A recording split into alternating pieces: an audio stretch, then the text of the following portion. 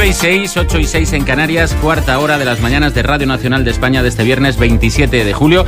Ya saben que al final de este tramo pueden hablar con nosotros. Para ello pueden llamar al teléfono gratuito 900-137-137. Antes vamos a iniciar la tertulia. Nos metemos en el territorio de la opinión y para ello contamos hoy en el estudio 101 de la Casa de la Radio con David Alandete. Muy buenos días, David, ¿qué tal? ¿Qué tal? Buenos días. También está por aquí Arsenio Escolar. Buenos días, Arsenio. ¿Qué tal? Buenos días. Y en Menorca, Luis Alejandre. Buenos días, Luis. Buenos días a los tres. ¿Cómo se está por allí, por Menorca? Bueno, sabes que estamos muy cerca del eclipse, de la luna roja, todas esas cosas. No te lo puedes perder. Y no me lo puedo perder, ya lo contaré la próxima semana, qué tal he visto. El lunes vuelves, ¿verdad? Y el lunes vuelvo si me queréis. Pues el lunes nos lo cuentas. Os lo cuento, yo lo cuento. Vamos a empezar con esas votaciones previstas hoy en el Congreso. Una tiene que ver con Radio Televisión Española, la otra con la senda presupuestaria. Parece que la primera se da por hecho que esta vez sí. Yo no sé cuántas van ya, creo que es la octava sobre esta casa. La otra pinta mucho más complicada. Pedro Sánchez, en cualquier caso, sí descarta eso del debate del adelanto electoral. Ayer escuchábamos cómo quiere convocar las elecciones en 2020. Vamos a analizar todo esto. Empezamos contigo, David. Bueno, es realmente curioso que en el primer punto del que tú hablabas, el de la renovación de digamos, la gerencia de las instituciones públicas, alguien, una figura que creo que, bueno, me atrevo a decir que estoy seguro que no tiene ningún enemigo ni ningún detractor como Rosa María Mateo, esté en realidad sujeta a las componendas entre el gobierno y sus socios de investidura, ¿no? Después de que varios de los partidos que apoyaran la moción de censura que llevó a Pedro Sánchez a la Moncloa, de una forma que no sabemos aún todavía cómo fue, tumbaran el primer consejo. El hecho de que ahora estemos pendientes de otros asuntos que nos llevan siempre a Cataluña en este contexto, pues demuestra cuál es la situación en realidad interna de este gobierno y su precariedad. Los malabarismos que está teniendo que hacer Pedro Sánchez para poder sacar adelante algo tan necesario en este momento como que haya una gerencia de esta casa de la Radio Televisión Pública. Y eso es el problema más pequeño, porque los otros, y como tú muy bien apuntadas, en el horizonte está el techo de gasto y otros acuerdos que son de vital importancia para la estabilidad de este país. Yo creo que está quedando demostrado que el gobierno ya no es que no tenga los apoyos necesarios para hacerlo, sino que tiene que ver hasta dónde está dispuesto a ceder, sobre todo con los partidos independentistas catalanes, que en este momento pues es bastante obvio y patente. Tienen como rehén al presidente del gobierno y al gobierno. Arsenio. Bueno, en lo primero que comentabais, totalmente de acuerdo, de esperar que lo que tiene que ver con Radio Televisión Española se desbloquee hoy de una manera, digamos, definitiva, con el apoyo a Rosa María Mateo como administradora única. Eso por un lado. Por otro lado, ¿qué estamos asistiendo? Pues estamos asistiendo a un signo de los tiempos completamente distinto al que estábamos acostumbrados. Hace apenas 2-3 años el Congreso no era noticia casi nunca.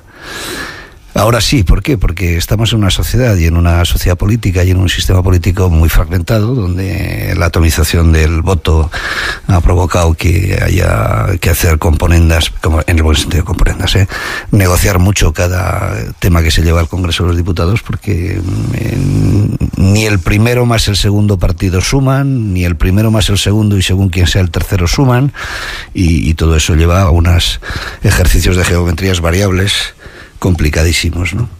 Es cierto que el tema de Radio Televisión Española probablemente sea el menos relevante desde el punto de vista político. Hay otros mucho más relevantes donde realmente en las próximas semanas vamos a ver cómo se desempeña el gobierno, y sobre todo con la novedad de los últimos días, desde que el PDeCAT ha tomado el mando desde la distancia ahora alemana y después belga, Puigdemont, da la impresión de que la ejecutoria del gobierno en los trámites parlamentarios pues está dificultada.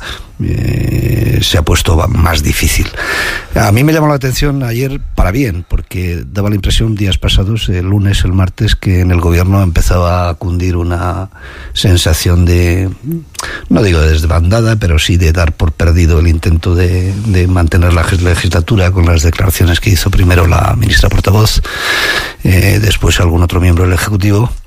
Y ayer Pedro Sánchez, pues realmente no es que diera un puñetazo en la mesa, pero casi, ¿no? Yo no sé si él había lanzado el debate, es decir, los anteriores miembros del gobierno que habían hablado era una estrategia pactada y decidida en Moncloa, o si realmente correspondía a manifestaciones de cada uno de ellos individuales, y ahora el presidente ha querido poner un poco orden. Es cierto que Sánchez tiene una trayectoria es un tipo tenaz, si hay que llamarle de alguna manera, ¿no? Y yo creo que no va a dar por perdida la legislatura así como así. También es cierto que las dificultades crecen. O sea, no es lo mismo la situación hoy que hace apenas una semana. Luis Alejandre. No, lo resumen bien David y Arsenio. Las incongruencias de la política, en que se prioriza claramente la posición de un partido por encima del bien general. Pero esto es una cosa que no podemos obviar, de que estamos siempre entre lo posible y lo deseable. Todos desearíamos que hubiese unión entre los partidos para temas que son tan importantes en España. Bueno, habéis hablado en tiempo y forma de las posibles elecciones de 2020. No hemos tocado el tema aún de Ceuta, que es un problema que nos afecta a todos, porque el sur de España está que arde.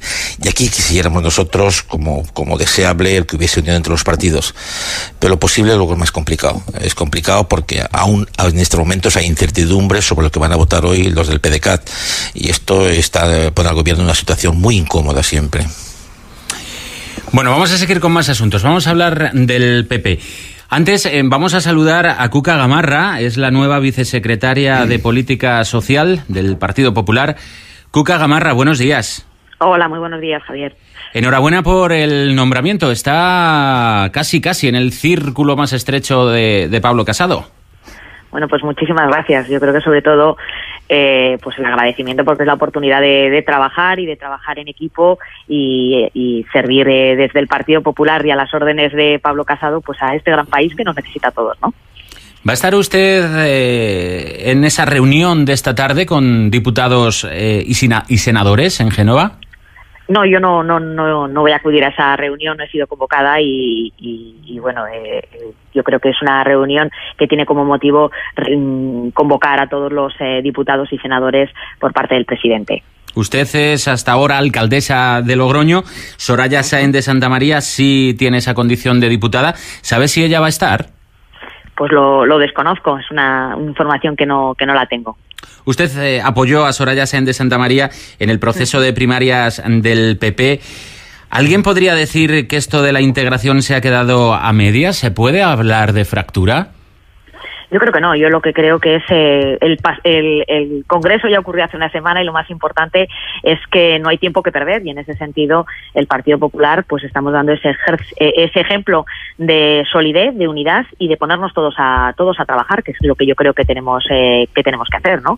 Y en ese sentido pues estamos sumando y es una cuestión sin duda de días para que todos ya estemos seguro que remando en la misma dirección. ¿Cree que ha sido un error que José Luis Ayllón o Fátima Báñez no hayan aceptado los ofrecimientos de Casado o la propia Soraya Sáenz de Santamaría, para la que tenía reservada una vocalía de libre designación? Bueno, yo creo que ellos tendrán sus razones que yo desconozco, pero creo que lo más importante no es este es un trabajo de equipo, ¿no? Y el Partido Popular todos tenemos que sumar y en ese sentido es un partido siempre abierto a que todo el mundo siga aportando y a que ellos puedan seguir aportando esa gran valía que tienen, que no me cabe ninguna duda porque los conozco que lo harán. ¿Y va a seguir peleando Casado por integrar a Santamaría?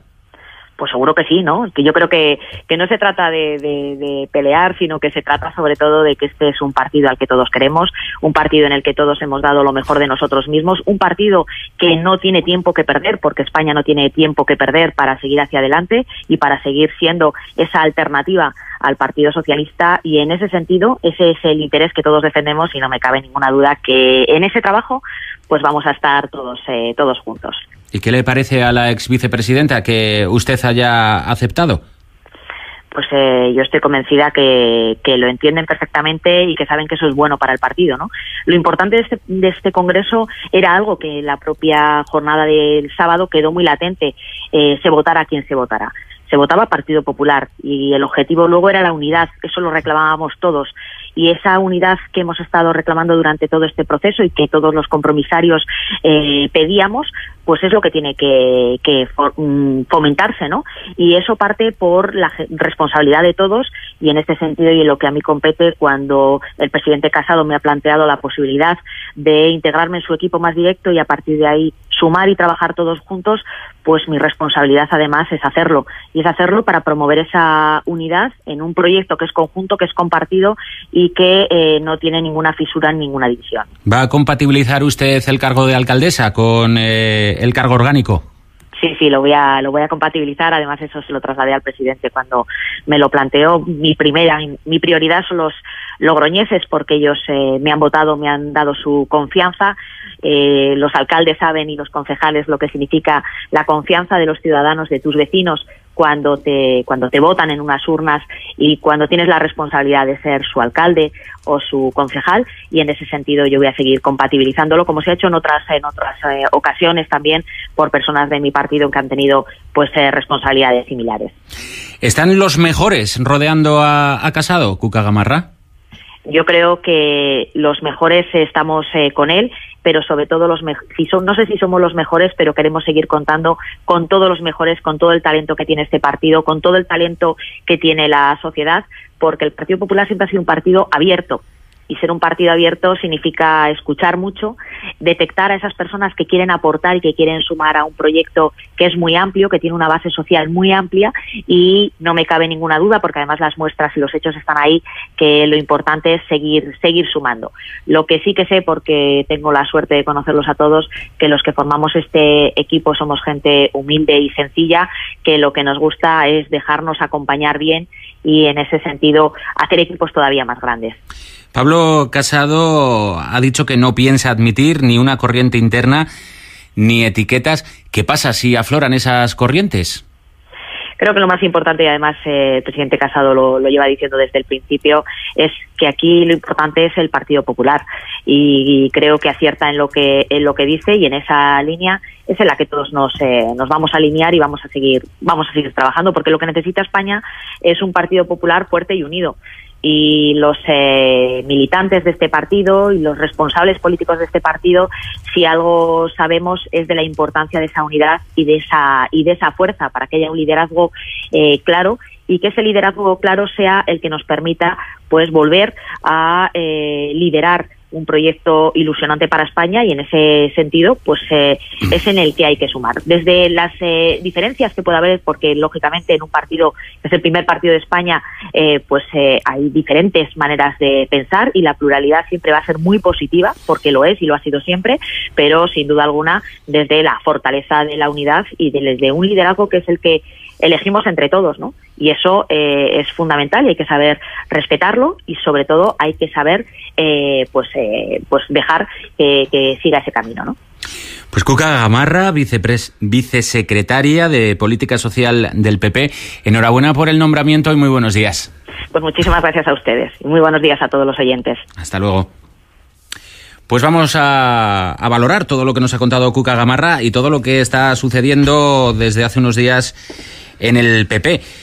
Pablo Casado no piensa admitir ni una corriente interna. Arsenio. Eso parece, pero da la impresión de que la situación interna del partido es bastante más tormentosa que la que describía Cuca Gamarra, ¿no? Es evidente que está habiendo un pulso interno de poder, de cuotas de poder, no solo entre el ganador de las primarias, Pablo Casado, y la perdedora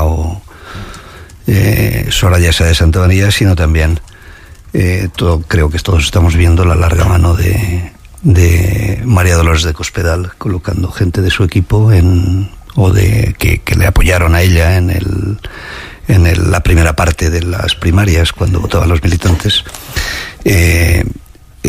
ahora colocados en puestos muy relevantes de la nueva dirección, ¿no? Sorprenden algunas ausencias en el equipo. Por ejemplo, sorprende la ausencia de Rafael Hernando, sorprende muchísimo. que había sido, pues en los últimos meses, probablemente el que mejor había defendido esa idea del PP, que no comparto, pero esa idea del PP que le ha llevado a Pablo Casado a ganar las primarias, de reubicar casi al PP en posiciones aún más núcleo duro de la derecha, ¿no? Yo lo que me pregunto es si detrás de todas estas maniobras hay también una incertidumbre sobre la propia posición de Pablo Casado, y me refiero a su lío del máster. Es decir, da la impresión de que en esta batalla de estos días, cómo queden las fuerzas, cómo quede cada cual en qué papel dentro de la dirección o de la organización, se está calibrando también mucho la posibilidad de que, hipotética y todavía muy poco probable, ¿no? Pero imaginemos por un momento qué pasa si en la pieza separada que ha abierto la jueza de Madrid, que lleva el asunto del máster de Pablo Casado, estaba indicios suficientes como para enviarlo al Supremo, y el Supremo imputa o investiga, que es el nuevo lenguaje, a Pablo Casado. ¿Qué pasa? ¿Qué pasaría en el Partido Él está Popular? muy tranquilo. No, él está muy tranquilo. Bueno, yo creo que él no está muy tranquilo. Él está diciendo que está muy tranquilo, pero me da la impresión de que no está muy tranquilo porque, hombre, hay algunos indicios que son reveladores, ¿no? Hay 3 personas ya imputadas en esa causa que hicieron o dejaron de hacer absolutamente lo mismo que Pablo Casado, y creo que todos sabemos que él no lo está todavía porque tiene un aforamiento. Él es diputado y la juez de instrucción no puede tomar esa decisión, pero sí, yo insisto, si el Supremo la toma algún día, ¿qué pasa en el Partido Popular? Es decir, pasaría a ser presidente, habría unas nuevas primarias, pasaría a ser presidente futuriles o presidenta la que perdió las primarias, no lo sé, pero creo que alguien se lo está preguntando, y me da la impresión de que en alguno de los movimientos y estrategias de estos días, si acepto el cargo, no lo acepto, quiero esto, quiero estas cuotas, hay algo de eso. ¿No eches de menos a Rafael Hernando? Él se queda con la presidencia del Comité de Derechos y Garantías. Desaparece del Congreso. Bueno, pues entonces será Rafael Hernando el que tenga que decidir esto si pasa. Luis Alejandre.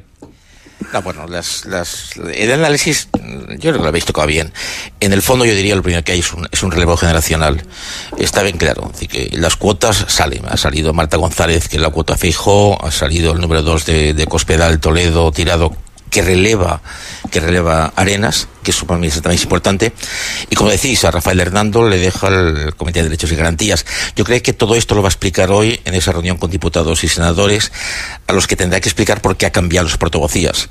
Pero si yo tuviese que resumir, salvo ese paréntesis que pondría de dedicación a Cataluña, había que ver ayer Álvaro Casado junto a los antiguos ministros Fernández Díaz, Alberto y los 2 hermanos, así que el de haber nombrado a Dolores Montserrat también para portavocía, entraña claramente una vocación del nuevo PP a pensar que en Cataluña había perdido muchos votos que se habían ido Ciudadanos. Ahí yo veo un poco tal.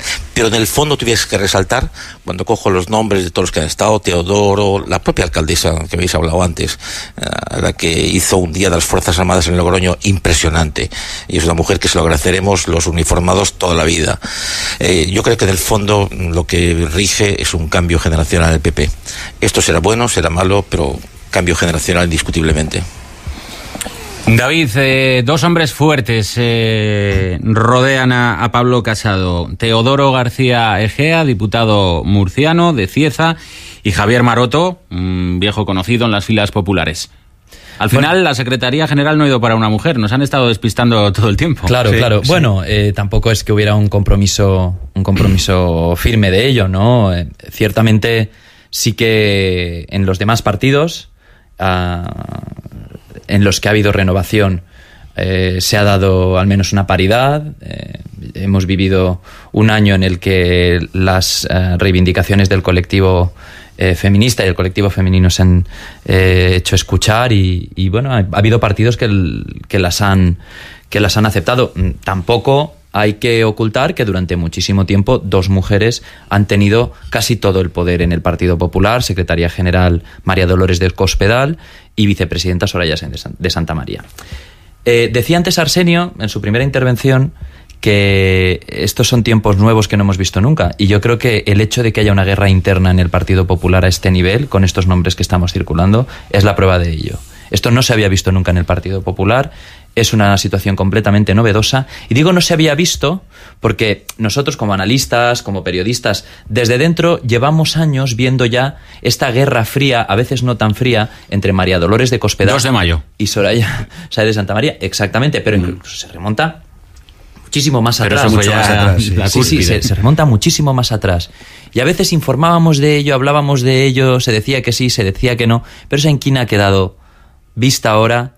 La derrotada ha sido, de momento, Soraya Sáenz de Santamaría, y es cierto que María Dolores de Cospedal ha estado colocando a su gente. Pero no es solo, pero luego hay gente muy cercana al entorno del expresidente José María Aznar, como Ignacio Cosidó, que ha sido nombrado portavoz en el Parlamento, que está tomando también posiciones bastante fuertes. Yo creo que esto es un mensaje de Pablo Casado. Pablo Casado quiere unir al partido por una parte con su pasado no reconciliado que representa a Aznar y todo lo que Aznar mueve consigo, pero a la vez tiene un problema irresuelto, un problema del 43%, que se lo recordó Soraya Sáenz de Santamaría. Y ojo, porque dentro del Partido Popular hay mucha gente, muchos alcaldes, muchos diputados, que le deben mucho a Soraya Sáenz de Santamaría, y creo que si ella está dispuesta a dar guerra y se siente agraviada, puede dar guerra durante bastante tiempo. Lo veremos y lo contaremos. Vamos a hablar de más asuntos. Ceuta y también localidades del Estrecho como Tarifa. Los CETIs están totalmente desbordados. Las imágenes que vimos ayer, muchas de ellas sin precedentes. No sé qué valoración. Vamos a empezar contigo, Alejandre, que citabas antes este asunto. Bueno, es realmente preocupante. Así que ver la entrada en Ceuta de 600 y pico de personas, que al final son seres humanos con todos nuestros respetos, pero que utilizan la violencia, ver a guardias civiles cubriéndose los ojos porque les han echado cal viva, no puede alegrarnos. Y aquí nos tenemos que hacer todos un montón de preguntas. La primera pasaría, ¿qué pasa con Marruecos? Que hasta ahora tenemos una colaboración enorme. Cuando Marruecos nos responde que tiene no sé cuántos miles en los montes del Gurugú pendientes de saltar. ¿Qué pasa con la cooperación internacional? ¿Cómo resolvemos ese problema de hacinamiento? Si hoy en Ceuta hay 1.200 o 1.300 personas en el CETI, tendrán que vaciar, y si las vacían hacia Cádiz o hacia ¿a dónde nos van a meter? Que están todos a tope. Algeciras está a tope, Motril está a tope. Susana Díaz ha pedido ayuda. Me imagino. Yo vi ayer al soldado de la Legión montando tiendas de campaña y montando eso, porque claro, es un problema humanitario como lo habíamos vivido en Bosnia o lo vivimos en Kosovo, así que al final tienes que atender a seres humanos, muchos de ellos heridos. Voy al fondo.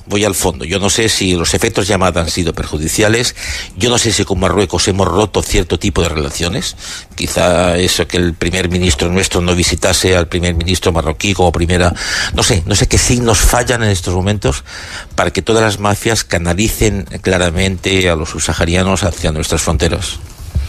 David. Realmente, es un problema muy importante y muy relevante, ahogado por la actualidad política y por el contexto en el que estamos ahora, pero, existe un problema creciente en Andalucía que obedece, y yo creo que esto lo debemos dejar claro, a una falta de política migratoria en todo el contexto de la Unión Europea. Esto no es un problema de este gobierno, ni siquiera es un problema de la comunidad de Andalucía. A estas personas se las tiene que tratar con toda la dignidad que merecen, y se les tiene que dar un tratamiento acorde con lo que estipule la legislación española y europea vigente. Dicho esto, lo que mejor podría hacer el gobierno en este momento, ya que ayer el presidente se vio con Macron y que está teniendo contactos a nivel europeo, es impulsar desde España, yo creo que estamos en la posición para hacerlo en este momento, una política coherente que, por un lado, evite los efectos llamada. Yo creo que esto no existe tanto como muchos políticos dicen, pero que a la vez canalice una entrada de la inmigración que sea coherente y racional, porque hay países en Europa que están muy castigados y que están sufriendo olas de populismo. Por esto me refiero a Italia, que tiene un gobierno que ha quedado completamente a merced de esta oleada populista provocada por la entrada de inmigrantes, y aunque parezca lo contrario, en España no tenemos un problema tan grave a ese nivel. Es cierto, tenemos unas entradas por el sur, hemos tenido algunos problemas de gestión de algunos de estos centros, pero desde luego, comparados con Grecia, con Italia, con Hungría y con muchísimos otros países, no tenemos un problema y podemos hacer mucho más. Solo fíjate, estamos hablando ahora de los subsaharianos. ¿Cuántos sirios han entrado a España y cuántos sirios se han quedado en España en comparación con los que hay en este momento en países como Alemania o Suecia? Yo creo que lo que se requiere es no caer en pronunciamientos populistas, no caer en maximalismos e impulsar en Europa una política migratoria coherente y solidaria. Arsenio. Nos pasa a nosotros, pero en realidad le está pasando a toda Europa, y lo triste es que las reacciones no acaban de ser lo rápidas y contundentes y solidarias que debieran de ser. Me refiero a Europa, ¿no? Nosotros tenemos en el Mediterráneo lo que los expertos llaman una de las dos grandes fallas demográficas del mundo. ¿Qué es una falla demográfica? Pues es esos lugares donde coinciden, digamos, el primer mundo y el tercer mundo. La otra es en una parte de la frontera entre México y Estados Unidos, y hay otras también en el extremo oriente, ¿no? Pero estas dos nuestras, y sobre todo estas dos occidentales, y sobre todo la nuestra, la del Mediterráneo, sobre todo la del Mediterráneo occidental, pues es donde más frecuentemente colisionan estas dos digamos, maneras económicas de estar en el mundo, por ser un poco polite. Y estamos viendo estos días, además, que el problema se recrudece casi cada hora, ¿no? Con la llegada masiva, y lo decías, creo que tú, Luis, antes, ¿no? Cuánta gente está todavía en los montes del Uruguay esperando la oportunidad para saltar al primer mundo, ¿no? Saltar a intentar entrar en Europa vía España, ¿no? Y por eso digo que lo triste de todo esto es que con esa situación que se conoce, que no es nueva, que llevamos muchas décadas, no ya años, décadas, conociendo que esto está así, las políticas de la Unión Europea son erráticas, poco contundentes, cuando se acuerdan cosas no se cumplen, cuando se acuerdan cupos no se cumplen, y eso es lo triste, ¿no? Que un problema que es global, que es mundial, y que tiene soluciones conocidas, pues no se aplican las soluciones. Es lo peor. Bueno, os voy a dar un dato que no sé si conocéis ya, seguro que si habéis mirado el teléfono móvil, sí. Unidos Podemos y Esquerra finalmente se van a abstener en la votación que esta mañana se va a producir en el Congreso y que va a avalar o no los nuevos objetivos de déficit propuestos por el Gobierno para comunidades y seguridad social el año que viene. Solo falta conocer la decisión del PDeCAT, pero parece que ya los números, sí, como veníamos antes, avanzando, decir, no cuadran. Pero había todavía este misterio. ¿Qué haría Esquerra? La atomización de los grupos parlamentarios, porque tenemos muchos jugadores y cada uno relevante, porque por pocos votos se puede ganar o perder una votación.